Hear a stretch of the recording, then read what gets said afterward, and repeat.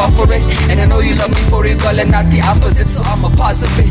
Supernova, taking me over. Superstar, superstar, superstar. You are superstar, superstar, superstar, superstar, superstar. You know you are superstar, superstar, superstar, superstar, superstar, superstar, superstar, superstar, superstar, superstar, superstar, superstar, superstar, superstar.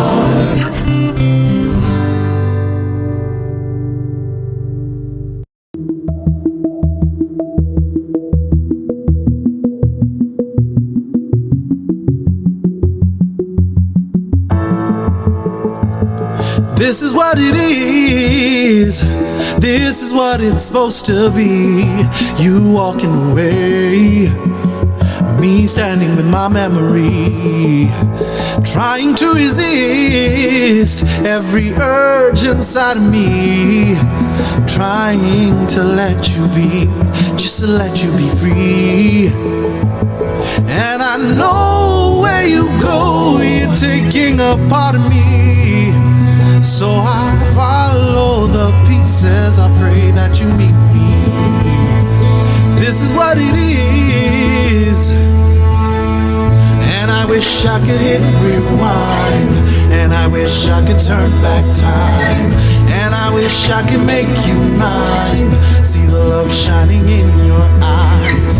Oh, I wish I could hit rewind, and I wish I could turn back time. See the love shining in your eyes. Oh, I wish I could hit rewind.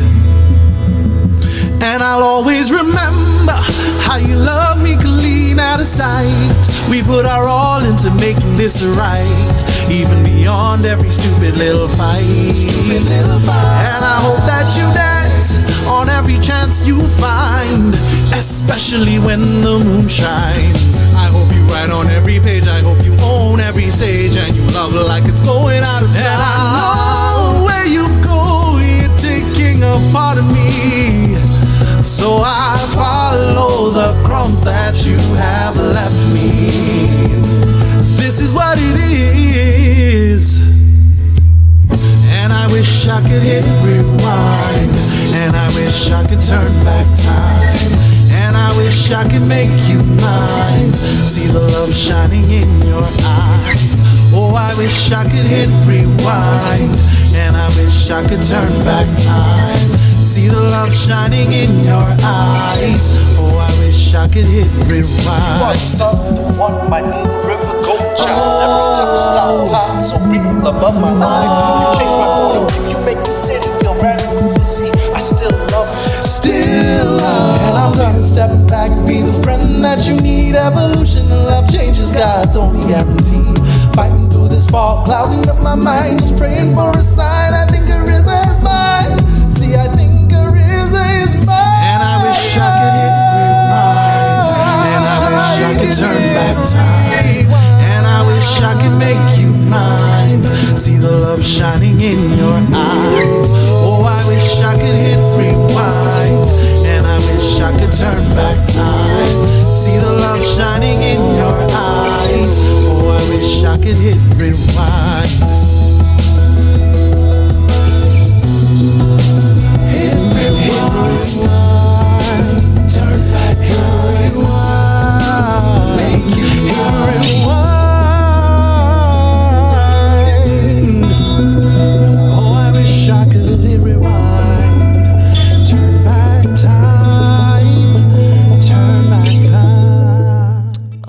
Wish I Could Hit Rewind. That is by our guest, Charles J. Ouda. He is an actor, a dialogue editor, a director, filmmaker, musician, narrator, playwright, screenwriter, script supervisor, singer, songwriter, theater director, voice actor, and voice artist. Yani a jack of many trades. Guys, I am so honored and humbled to have this man right here gracing us with his presence, Charles J. Ouda, everybody. Wow. Thank you for having me. This is so wild. This is so wild. Thank you so much for coming. How are you doing this morning?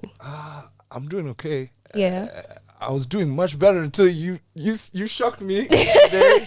You got me, but that's cool. But that's cool. So before I start asking you questions, I just want people to know that you are an award-winning director for the films that you have written and directed, starting with Who Are You in 2016, Asian American Film Lab 72-hour shootout Best Director. Then you have Waiting Room in 2017, Best Shorts Competition Award of Merit, NYC Indie Film Awards Platinum Award, Best Actress and Best Director. Then you have Count It Out in 2017, Best Shorts Competition Award of Merit and NYC Indie Film Awards Platinum. Damn, Charles. I know it like that. No, I mean, right now I'm really just enjoying being an actor again, and I'm also teaching as well. And which that's the hoodie represent the talent studio. The talent studio, yes. Githinji, and got a podcast coming out soon as well. Can we talk about the talent studio and then talk about your podcast? Oh yes. Yes. Oh yes, for sure. Yeah. So when I came back from New York, I did this wonderful play which actually won Best Two-Hander at the Kenya Theatre Awards earlier this year. So we did How to Have an Affair. It was myself, Nice Githinji, and directed by Nyokafi Masharia. And while we were working on that play, that was when Nice and I started talking about getting like an acting education or an acting syllabus out to a lot of the younger actors who we had met or worked with or had spoken to, and we started to realize that there was this niche and something that we've both kind of done on separate ends, on our separate worlds, like her when she was in Kenya, myself when I was in New York. We both had the opportunity to work with kids and to teach and to sit into those rooms, and also using our own experience. Yeah. So that's when we kind of found we had this common thing, and we wanted to start a program that was just a constantly running acting program. For actors of all ages. We have a class. The first cohort just went on its semester break, which is really great. Yeah. So we did our first 13 weeks. We have another cohort joining us in June. That's June 3rd. Also joining us June 3rd, we finally got our stuff together. And we have a kids program starting as well. So we'd spoken about ages 10 to 14, but we might actually just drop that down a little, maybe do 9 or 8. Oh, but we'll really? We'll see how things go. I like that. So let us start with your journey. And you started by doing commercials as a kid. Oh, yes. Can we talk about, was that your idea or was it your parents who were like, "Enyewe uyu, we can see something"? No. Listen, my dad wanted me to be a doctor. Really? Yeah, he was like, I think he was like, all parents, my son will be a doctor or a lawyer or something. As a kid, I wanted to be a Jedi Knight. Shout out George Lucas. But what ended up happening, especially with where I went to school, because I was in St. Mary's. So St. Mary's had a very big performing arts culture. Yes. Singing, choir, musical instruments, playing in an orchestra, Theater, doing musicals, yeah. theater, that kind of stuff. Yeah.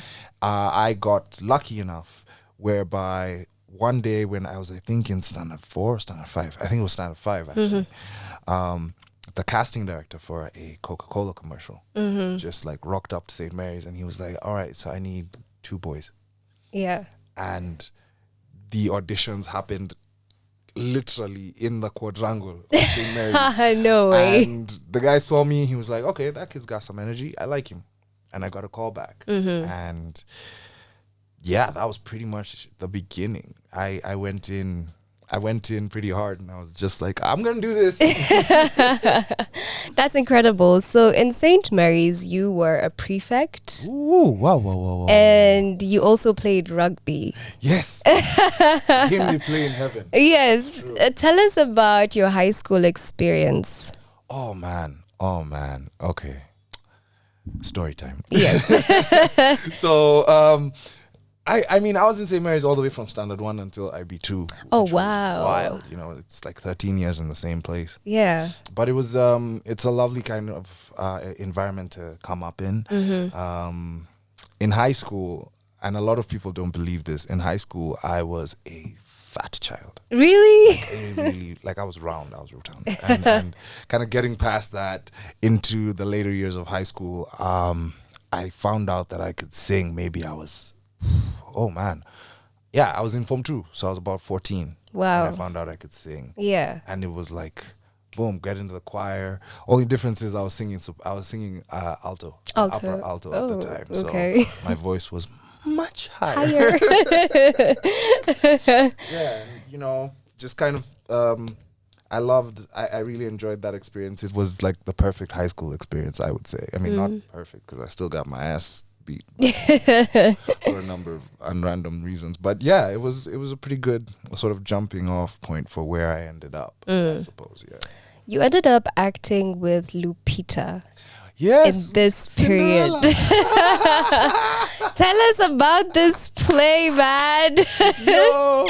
So if you've watched the Cinderella, the one that has Brandy and Whitney Houston, Yeah. that one. So That one? St. Mary's kind of took that version of Cinderella and they turned it into a musical. So Waithaka Gatumia, who's now the CEO of Santonomy, Yes. he's the one who was the prince, and Academy Award winner Lupita Nyong'o was Cinderella. Oh, man. And you know, I look back at that time and I'm like, it is so wild how different everybody's lives ended up. And I always used to say, like, at that point in time, if you had asked me if, like, do you know that in a couple of years you're gonna be doing shows and films in New York City? Yeah. I would have been like, you are lying. You're like, You're get lying out of to me." here. Oh, wow. Okay, let's talk about your first performance at the Kenya National Theatre in Eric Wanaina's Luanda, Man of Stone. How was that? So you auditioned. Take us through the whole journey, actually. Actually, okay, so here's how this went down. Yeah.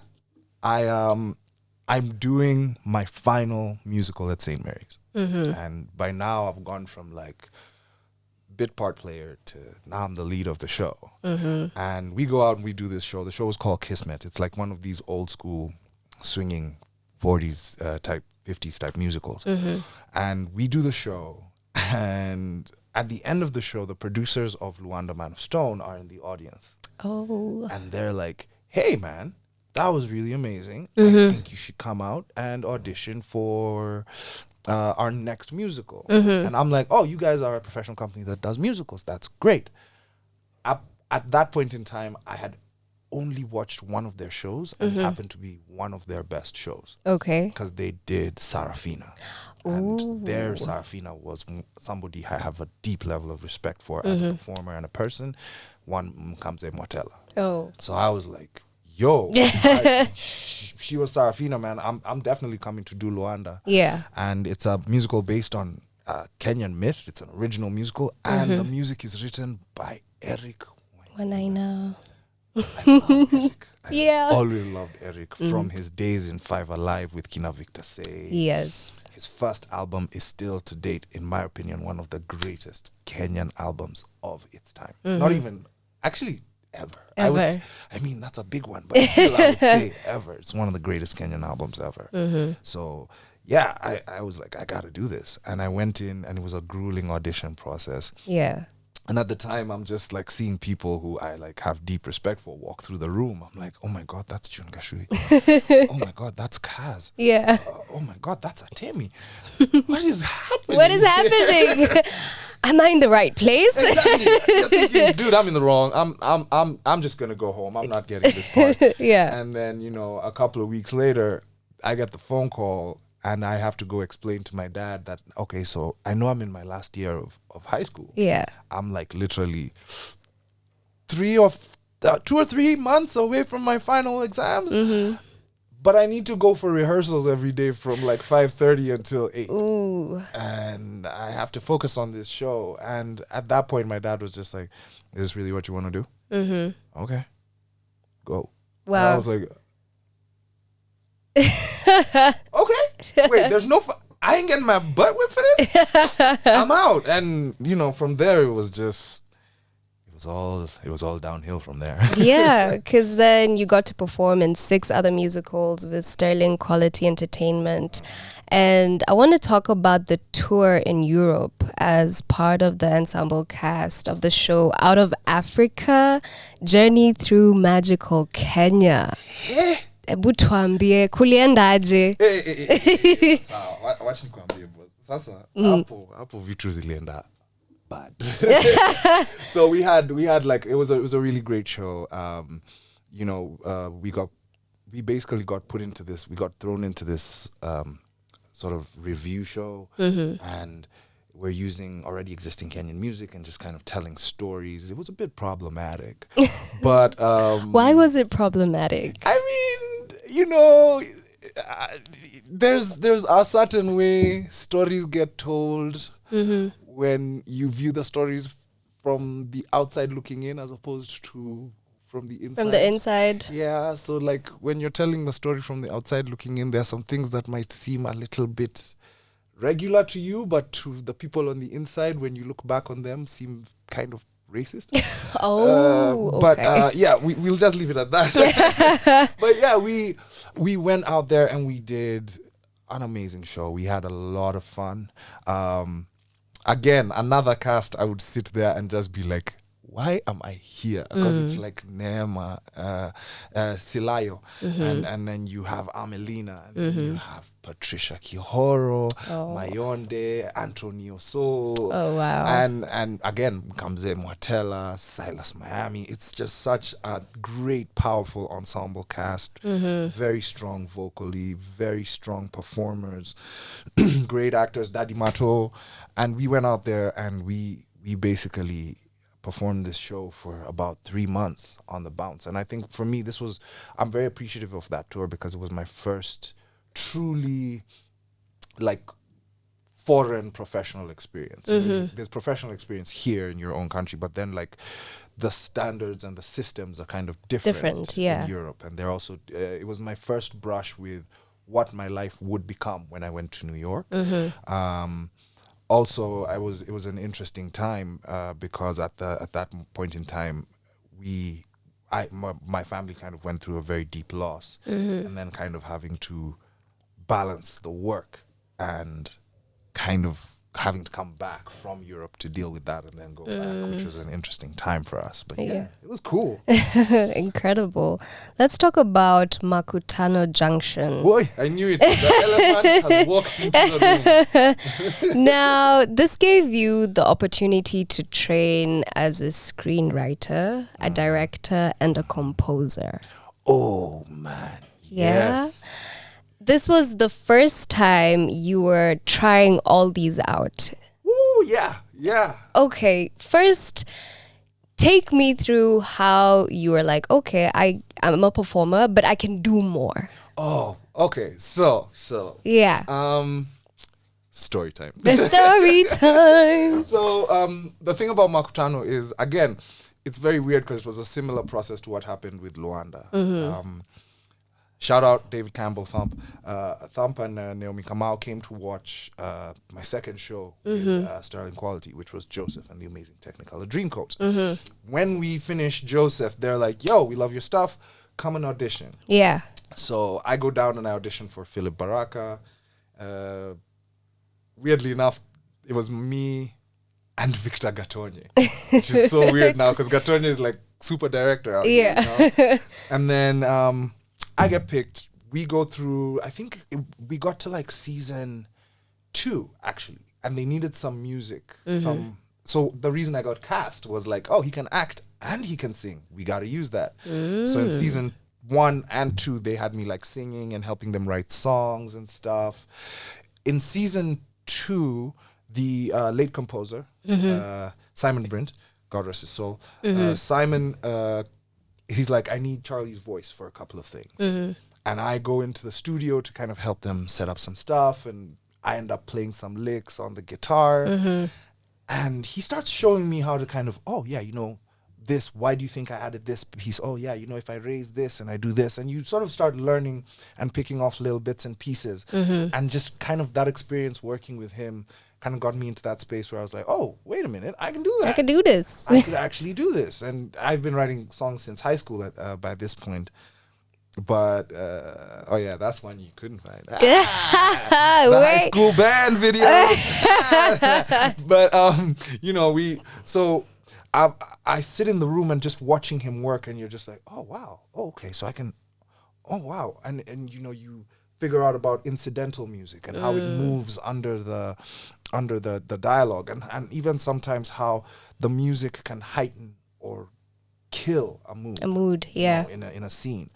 So those lessons became really, really heavy for me, especially when I transitioned into writing as well. Yeah. Because, and again, shout out to Bridget. Bridget is the one who sort of approached me first. It was Makutano 5, and she was like, no, Makutano, at the end of Makutano 4 going into Makutano 5. Yeah. And she was like, yo, Charlie, I think you have great ideas.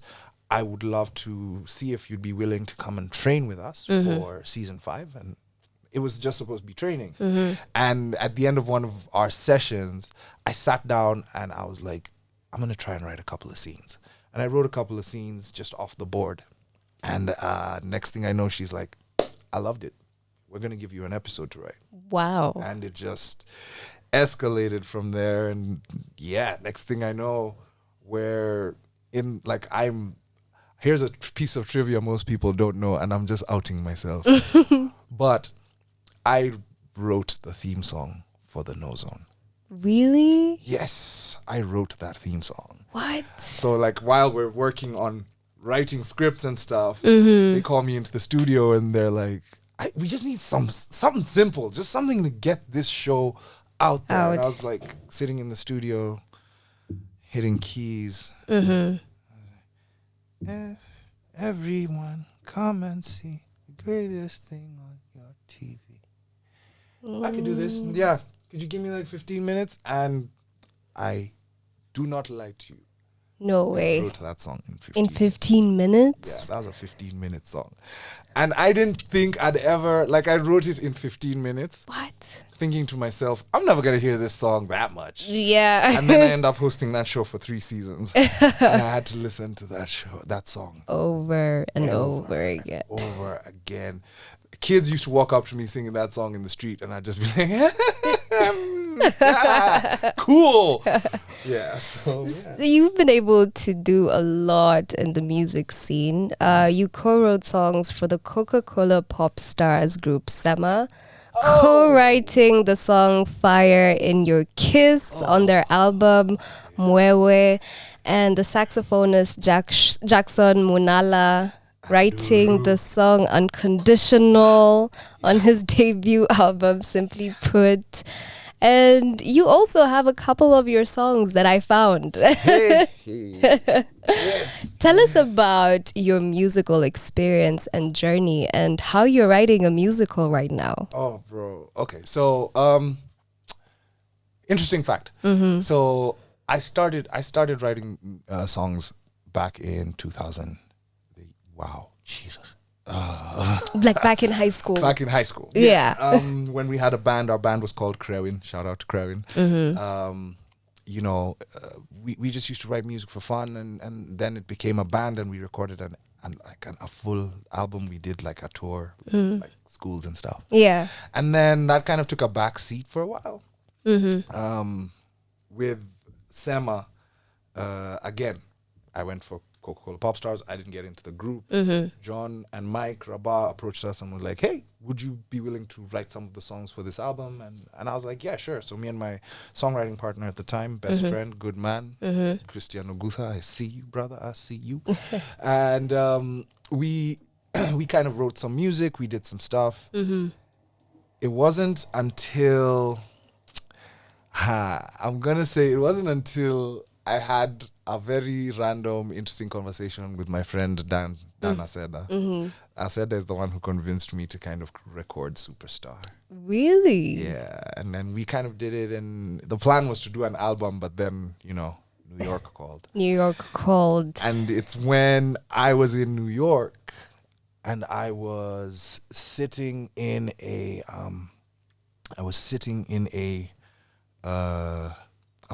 class with an actor and a teacher who I respect the absolute hell out of, Jeffrey Horn. And Jeffrey was kind of challenging us to just kind of work on something, do like a monologue or something. And I started just having this idea of writing a musical about the airlift kids who are the between 1958 and 1965. Tom Boya and a bunch of other people organized for a bunch of very smart, bright, focused kids to go abroad and study and sort of bring, you know, like, since we're approaching independence, bring that knowledge back to the country. And you know, one of the, like, two very famous names on a couple of those original flights was the late Wangari Maathai and Barack Obama Sr. And there's a bunch of other people who came back or stayed there, worked in academia, worked in government. And, you know, I was always fascinated by that piece of history. Why, I was like, why don't we talk about these people more? True. So I wanted to write that musical kind of, and just kind of started shaping it while I was walking through Strasbourg, just trying to be like, oh, you know, because it's that thing, when you're in an artistic space, the juice is flowing, so stuff works. Yeah. So, yeah.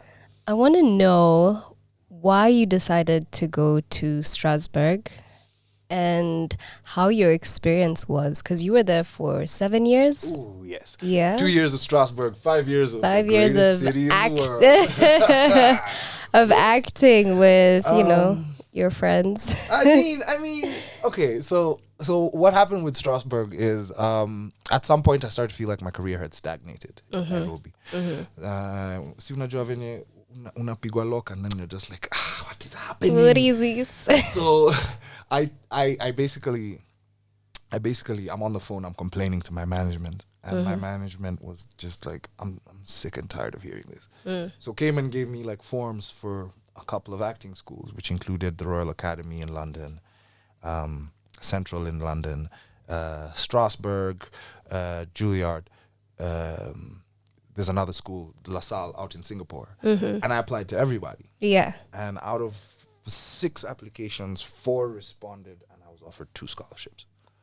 And I was like, dude, it's Strasbourg. It's man. Strasbourg. like De Niro, Pacino, Marilyn Monroe, Jeffrey Horn. It's Strasbourg. Yeah. So I go out there, and I remember just kind of, it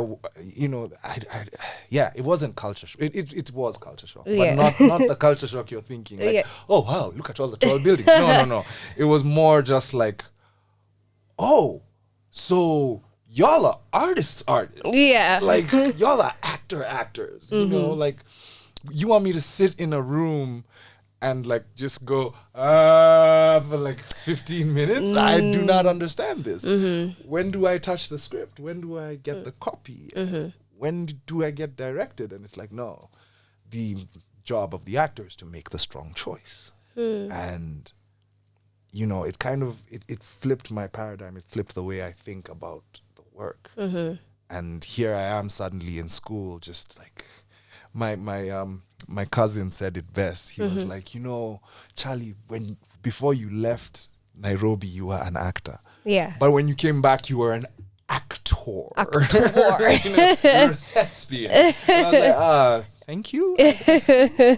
But yeah, it was like Strasbourg, those 2 years of Strasbourg, it was very eye-opening. And like I said, as an artist, it's different when you're working as opposed to I'm just a creator, you know. It's just a different sort of vibe.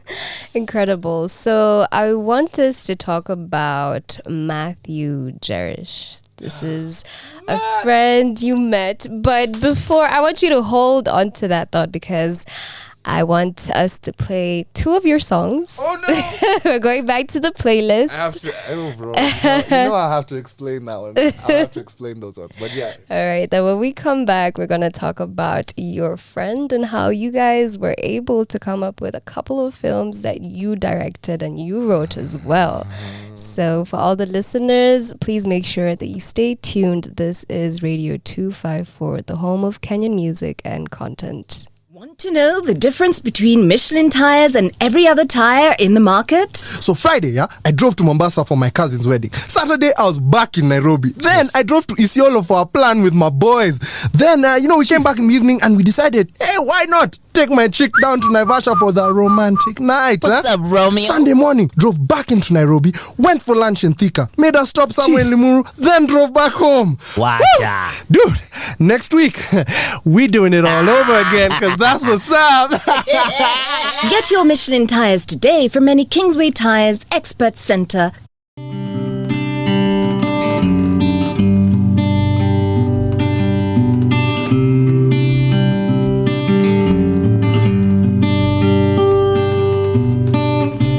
Just 2 chords, just 1 verse.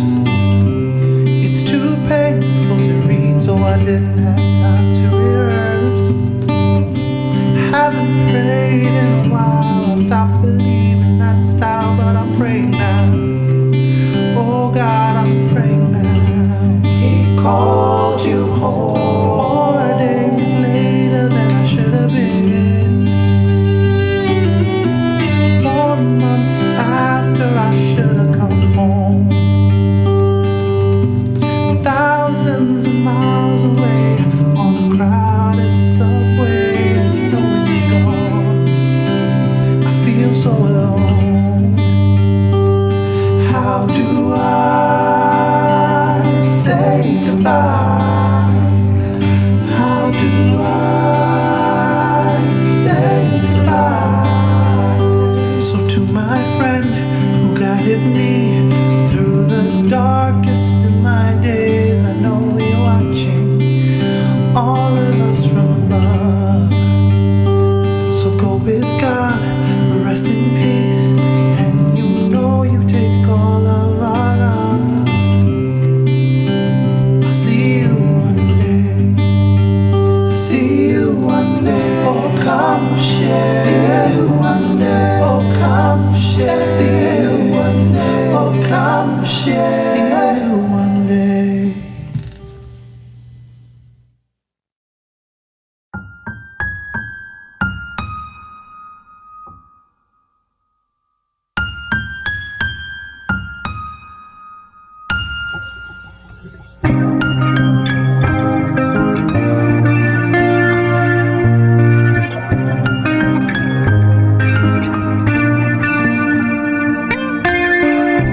Every time I try to think about it,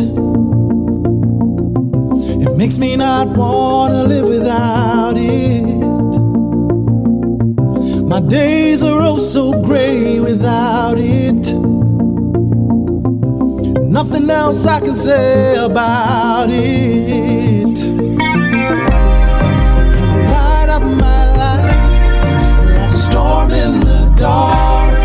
When lightning strikes, it burns up my heart. You give me butterflies just by the look in your eyes. Oh, just by the look in your eyes.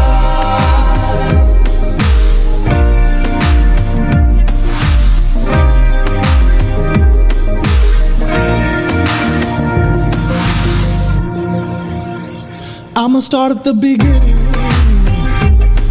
Leave the world outside the door. Lay down on a bed of roses. Bed of roses.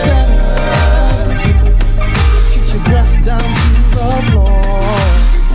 Let 'em listen from beyond the door. 'Cause tonight, it's all about you. Make it so right, leave it all behind. We'll own the night you give me butterflies.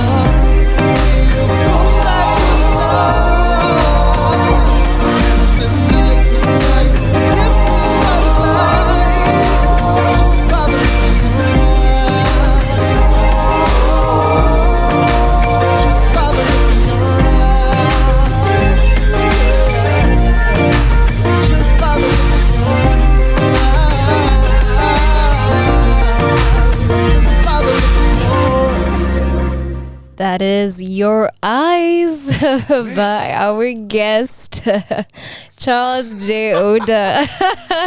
And I'm sure if you are watching us live, you can see how he has just been having a great time. You know, just throwing it back. Yeah. Oh. Yeah? I'm speechless. You're speechless. I'm actively speechless. All right. So before we took the music break, you were about to tell us about your friend Matthew Jerish. Matt, Matt. man. Sweet baby Jesus. Shout out to you, Matt. I love you, man. I miss you so much. I hope everything's well. He's probably in LA right now. Oh, yeah? I think he was at a mutual friend of ours' birthday. So shout out to you, Matt. Shout out to you, Matt. So, all right. Here's how this works. So I lived with two other amazing gentlemen, Rob Lang and Stephen McFarlane, and together we kind of started working on the idea that led to the company we started, which is Who Are You Productions. Yes. And that was kind of the film that was our jump off. Who Are You? Which the naming of that film is a completely other hilarious story. But yeah, we kind of set up the company and we worked on Who Are You. And then in 2016, I believe it was, initially it started as a play. I was writing this play called Waiting Room. And at some point I was like, I could take out each of these. It's 3 stories that kind of fuse into one film or one play. Yeah. So my idea was I could take these 3 separate stories and do them as 3 separate things. So that's kind of how Waiting Room was born. I needed a right-hand man. Yeah. And Matt just like stepped up. He was like, all right, cool. So Steven and Rob are doing production. If Charlie's directing, I'll back you up. And I was like, bet. And that's how we did Waiting Room. We did, then kind of the roles were reversed. So now he was directing something else and I went to work with him, which was a lot of fun.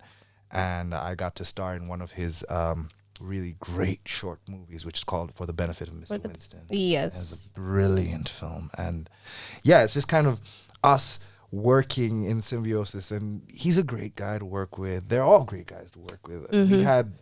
I look back at that time and I'm like, what? Like, we were out here making movies with basically nothing. And we still got stuff done. It was amazing. Tell us about how you did a 72-hour film festival on the set of Who Are You in 2016.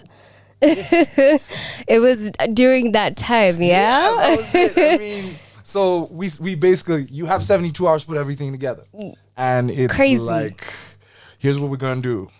Charlie, Matt, Steven, Rob, Daniel, we're going to write this thing, right? And let's just write it. Great. Rob, you're going to find us an editor. Steven, you're going to help us with production and doing this other stuff. We are all going to act in it. So it was literally just us going to all our friends from Strasbourg and being like, you guys are going to act in this, okay? You're going to be this character. You're going to do this. You're going to do this. And it was like this wonderful, like, we all came together in our little tiny apartment on the edge of Brooklyn. Yeah. And just in one night, so the first night it was just like the 5 of us. We sat in that apartment and we wrote until my brain just stopped working. Yeah. You know, like at some point I was looking at everybody and we're just like, oh, droopy eyes. Like, okay. Is the script done? We're done? Great. Let's take a 5-minute nap. And then we wake up and start casting people. Yeah. So we bring in all our friends. And in one day, again, we started shooting at 6. And by about like 4, 5 in the morning, we got all the shots we needed, edited everything together. And boom, it went out. And I was like, yo, if we get selected, that's all. I would be happy. Yeah. And we didn't just get selected. We got selected for the final 40. And then I won Best Director. And I was like, wild. Incredible. I want to know, what role have you ever played that you found challenging? Ooh, wow. All right. So let's see. For TV, I would say, I mean, some of the stuff I'm doing right now, like playing Melchizedek Karani on Salem is Yes. it's pretty tough. But I would say for TV, I would say Albert. I played this character called Albert on this show called Higher Learning with Nick Ndeda and Mariam Wamboi and Wanja Moria. And Janet Kirina, which was really wild. And he was like a playboy who's like 6 years in college, Yeah. just 2 years too late. Now, like, I did some mad research on that role and I kind of slipped off the reservation. So like I very much became Albert. And that was a really, really tough one for me. 'Cause Yeah. shaking that character Yeah. took trauma. But yeah, it took a lot of work to kind of break myself and separate myself from that character. In terms of stage, oh man, I did this show in New York called Balm and Gilead, and that was when I was really into the whole method vibe. Yeah. And I left the house for a couple of nights. I left the house with like $20 in my pocket and a Metro card. And because the character I was playing was a homeless drug addict, I went and I sat on the streets of New York talking to homeless people. And just Really? spending time and listening to stories and just kind of getting into that space. And it's a very weird thing. I don't know why I did it. Yeah. Well, I know why I did it, but like I look back and I'm like, that like the stories and the character that I built, that sort of level of humanity hiding inside the darkness, was a very hefty thing to kind of get past. And yeah, it was a lot of fun though. I mean like I'll always say like playing characters and just living your truth is so much fun. Yeah. Especially when you're getting good stuff to work with. Yeah. That's always the plan. That is true. How do you deal with imposter syndrome? Eh? Because I'm sure you have had roles that you've had to play for quite a long time. Yes. So, as an actor, how do you deal with imposter syndrome? Oh man. I don't even know if I have a good answer for that one. Because like for me personally, I tend to I think I've gone to that point where I kind of I try to walk into every room like I own it. Oh, yeah? Yeah, I mean, I'm like, I'm meant to be here. And I can go fight my demons at home. and when I'm in the house, I'll have those conversations. Like, I'll be sitting there watching TV and just be like, Aki, wow. Yes. Oh, but yeah, it's something that I even on days when I don't feel like doing it, I'll sit up, I'll go and I'll stand in front of the mirror and I'll be like, you can do this. Yeah. You can do this. You can do this. And it's one of the things that I've kind of grown to accept about myself is how introverted I naturally am. And that's why I have to constantly like talk to myself in the mirror and be like, okay, so now we're going to go and interact with people outside. Yeah, gotta get your social battery up. Social battery in mind. Okay, now we have enough. Yeah. But yeah, I think that's, I don't know. I don't have a good answer to that one. All right. You've been able to star in so many things, so many films, and I'd want to know, to you, what do you think makes a great film? Ooh. Ooh. We don't have enough time for that. Okay, so simplified. Let's see. A great film is a good script. If your story's not tight, then don't bother shooting it. Yeah. Your story has to be, it has to make sense. And I don't mean like it's linear storytelling, like A leads to B leads to C. Nah. Think of it like the multiverse. We live in this, but the story has to be tight. Your actors have to be truthful and not I don't mean like, oh, they have to be like believable. No. When I'm watching them, I have to see their truth. Your director has to be smart.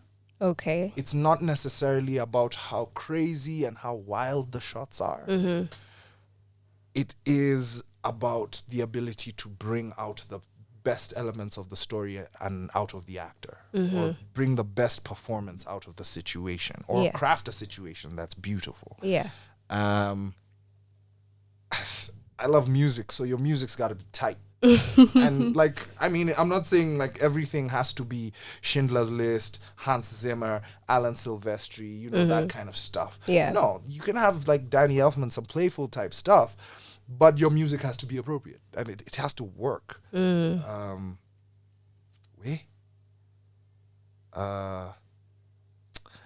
what. Kwa hayo mengi. Let me stop there. But yeah, I think those 4 elements are very important, because sometimes, like I've watched films. I watched a short film a couple of years ago at a festival where it was silent. What? Like there's no. It's not like a silent film. You can hear people talking and you can hear the movement, but there's no music. And there was long moments of silence in this like 20-minute film, and it's just like gaps. And the more you watch, the more you realize like, oh wow, the silence in itself was like a character, and it says something. And you know, the music in a film, it's like a character. It says something. Yeah. And yeah, for me, those are the most important elements, I think. I want to know, and for those people listening, I'm sure they're quite curious. Is it talent or training Big debate. that is important? All right. I think talent's great. Talent is amazing. Yeah. But for me, training's more important. Okay. I think they work. One cannot be completely separated from the other. But I think if you're talented, that's when you need training most. Or if you have that talent, that's when you need the training, because training is not necessarily made to break you. I'll always think of this in terms of what I heard at Strasbourg. You know, one of our professors said to me once, if you're in here, if you're in this school, you're talented. You have something. We're here to teach you how to do this 8 times a week, because that's what Broadway is. Yeah. 8 times a week. Yeah. So we're here to teach you how to handle that and how to do it professionally and how to be able to replicate that 8 times a week. So I'm like, okay, great.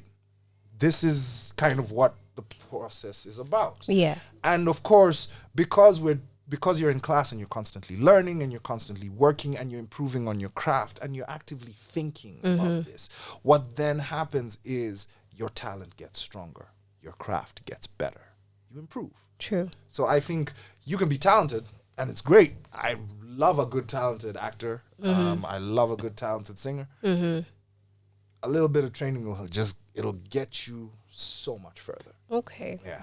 I hear you. You were a casting director for Pepeta. Yes.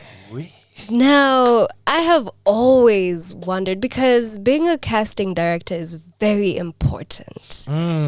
What do you look for? Like, especially, you know, because you were once auditioning, but now you are behind. Exactly. Yes.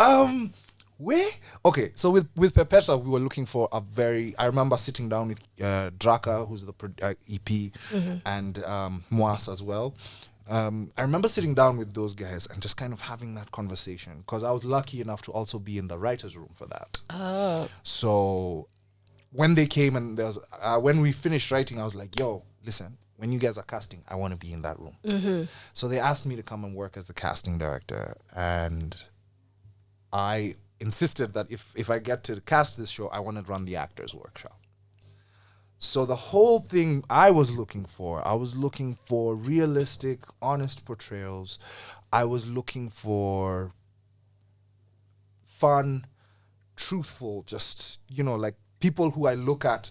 You might not be like the best actor who we've seen today. Yeah. But when I look at you, you draw me in.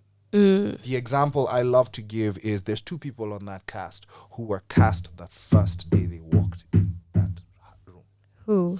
Dedanjuma who plays Zeze. Who, to this day, I will say it with my whole chest. Yeah. I think that is the best villain on TV, on Kenyan TV right now. Right now. Hands down. Hands down.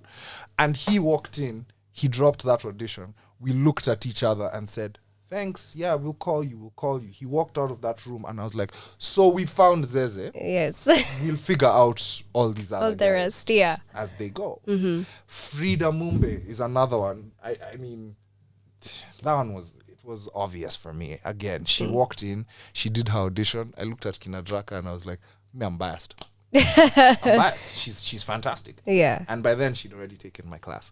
So Yeah. I'm like, I'm biased. Yes. But she did get cast immediately. And for me, that was, where you look for somebody who has strong choices in them. When they walk into the room, you can already feel like, okay, you made a strong choice there. Even if it's a wrong choice, a strong choice is better than... I can't believe I'm about to quote the Bible. But it's like that thing that Jesus said about how, lukewarm. If you're lukewarm, I'll spit you out. Oh, yes. Exactly. Yeah. Be hot or be cold. Yeah. That middle ground stuff, especially as an actor, it doesn't work. I'd rather you come, like if I say, okay, so I want this character to be very, I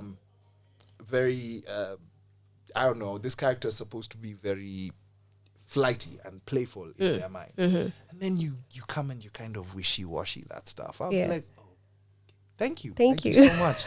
We will be in touch with you. By the end of this week, we'll let you know. And we'll let them know that they didn't get the part. Yeah. But I would rather you come in and just be like, complete, strong choice, hardcore. And then if it fails, it fails. Yeah. If it works, it works. Yeah. Because, I mean, that's something even like casting directors will say anywhere in the world. You have to come in with a strong choice. Yeah. Incredible. Let's talk about script writing. And man, I don't even know how you do it. How do you start? How do you structure? How do you know what story you want to tell? Ooh, okay. So interesting about that. How I like to work is I will generally, with a few exceptions, I'll generally try and plot out the story beforehand. So like I know, okay, so Sonia's going to go do this and then do that and and then I'll kind of write along that arc. Doesn't have to be like dialogue. I'll just like write in prose. Okay. So that I have the story in my head. Unless I'm working with a deadline, like for TV stuff, you have to submit your script by this and this time. But otherwise, I'm just like, okay, cool. Let me just scribble some stuff out and see how it flows. By the time I start writing dialogue, I have the whole story in my head. Okay. Like I know, okay, so this is the scenario. This is what's happening. Now let's figure out what they're saying. Yeah. If they're saying anything at all. It depends, like for the TV work, that, like I said, there's a deadline. You have to submit that at a certain time so it can be approved and you can shoot the script. Yeah. But for my own individual projects, I just generally work. So like, it'll be 5 a.m. or like 4 a.m. and I'll be sitting there just like staring at my laptop like, okay, and then she's going to say this, blah, blah, and then this will happen. Yeah. Like, every let me put it this way, every time I'm in that writing space, I have to be I'll sequester myself in the house. I'll just be like, give me 3 Tusker malts and some fries or a number for Glovo to deliver. And I'll lock myself in the house for like a month. The last time I had just finished a play and I was trying to sort of structure this film idea that I had, and I kind of sequestered myself for like 2 weeks. Wow. I didn't talk to anybody. I was just in the house ranting and raving by myself with little place cards like, wait, this is in the wrong place. Yeah. Yeah, it's kind of mad, but it's actually a process that I quite enjoy. All right. Theater or TV? Theater. Every day. He didn't even take us Second thoughts. Yeah. Eh? Yes. I'll explain it to you this way. So a couple of years ago, I'm doing a play, and actually, better one. I'm doing a musical. Yeah. And we go up onto the stage and we do like the dress rehearsal. And the girl I was seeing at the time comes for the dress rehearsal, and she watched the show. And afterwards, we're having dinner, and she's like, I don't know if I should tell you this story because it might make your head big, but you had them. Yeah. And I'm like, what do you mean? What do you mean? And she's like, there's a note you hit in the song. It's actually in my musical theater reel. So it's I basically changed the sheet music. Yeah. So I went like, and I look into your eyes, your heavenly eyes. There's a hold. And she was like, I'm sitting in the back, and I watched every person in the audience just go like, and I'm like, see that? Yeah, there it is. And don't get me wrong, TV is great. I love doing TV. I love doing film. Yes. But there's a sensation of like when you and the audience are like here. Yeah. And then you either have them or you don't. And if you don't have them, it's a journey to get them back. But once you have them, now it's a proper conversation. And that's why I've always said, like that's the thing about actors. No matter where you are in the world, you know, we're all descendants of that first great actor who stepped out of the chorus and took his mask off and did a solo. True. We're all descendants of, you know, like the shaman and the medicine men and the storytellers of old who were sitting around campfires before there was TV. We were sitting around fires in the village, and you're telling stories, and everyone is there, and we're all singing together. Every actor is a descendant of that guy or that woman. Every single one of us is a descendant of that person. Yeah.